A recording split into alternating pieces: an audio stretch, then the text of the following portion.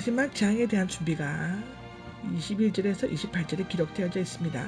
마지막 장자 죽음이 임할 때 이스라엘 백성이 이 재앙을 면하기 위해 해야 할 의식적 방법과 그 의식의 역사적 종교적 의의를 설명하고 있습니다.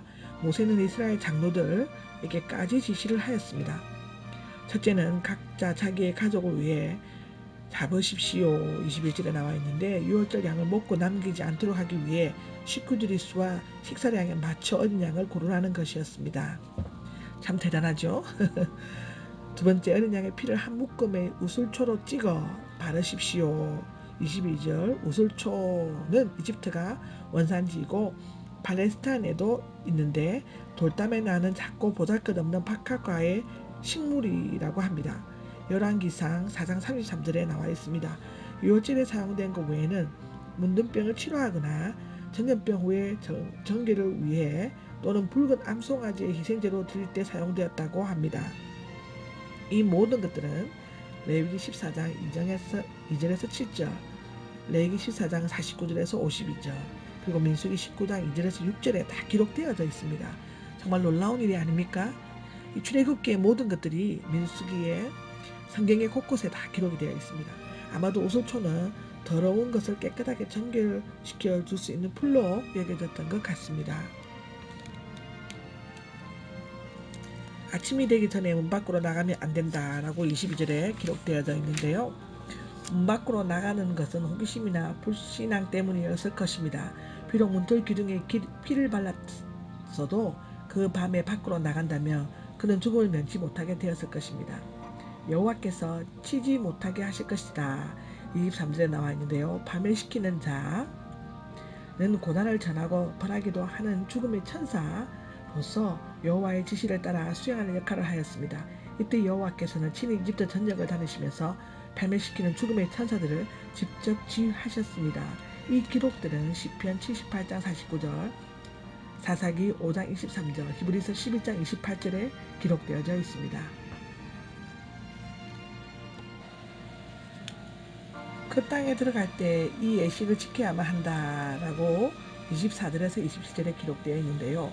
유월절의 예식은 이집트에서만 한 번 지킬 것이 아니라 여호와께서 주실 가나안 땅에 들어가서도 영원히 지켜야만 한다고 되어 있습니다. 그리고 자녀들에게 유월절에 관한 내용을 들려주어야만 합니다.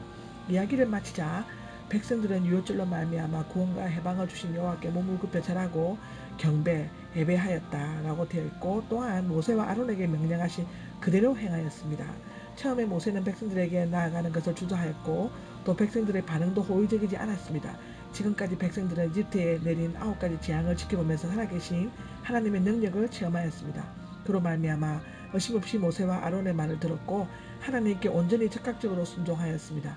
참된 믿음은 듣기만 하는 것이 아니라 말씀에 순종하는 것이며 순종은 하나님의 주권을 인정하는 것이었습니다. 피를 바르라는 하나님의 말씀에 대해 순종하지 않았더라면 비록 이스라엘 사람이었다 할지라도 장자가 죽임을 당했을 것입니다. 그들이 피를 발랐던 것은 믿음에서 비롯된 것이었습니다. 사실상 피 자체에 어떤 효능이 있었던 것이 아니라 그것을 믿음으로 발랐을 때 능력이 나타났던 것이었습니다. 십자가를 믿지 않는 자들에게는 죄수의 사형틀에 지나지 않지만 믿는 자에게는 구원을 주시는 하나님의 능력이 됩니다. 이것은 로마서 1장 16절에 기록되어져 있습니다. 아멘. 10번째 재앙이 장자의 죽음이 12장 29절에서 36절에 기록되어져 있습니다. 지금은 29절 30절을 보겠는데요. 처음 태어난 것들 장자의 죽음인데 10번째 재앙의 때는 한밤중 니산윈 14일 범위로 바로의 큰아들로부터 포로와 가축에 처음 태어난 것들로 말하는 것 같습니다. 당시 아론인 아멘홀레빗의 아들이 죽자 장자가 아닌 투트모스 4세가 왕위를 이었습니다. 가장 높은 자리에 있는 왕의 아들로부터 가장 낮은 자인 토굴 감옥에 있는 포로에 이르기까지 문틀 기둥에 피가 없는 집의 장자는 하나도 남김없이 죽음을 당했습니다. 이집트인들은 바로의 아들을 신의 아들로 여겼고 동물들도 신격화하고 있었을 뿐만 아니라 신은 가난하고 비천한 자를 특별히 배려하실 것으로 기대했습니다. 그들이 모두 다 죽었다는 것은 큰 충격이었고 큰 울음소리가 터져나왔습니다. 사실상 이 밤은 이집트인들에게는 죽음과 공포와 통곡의 밤이었습니다. 이스라엘 백성에게는 해방과 구원과 기쁨의 밤이었습니다.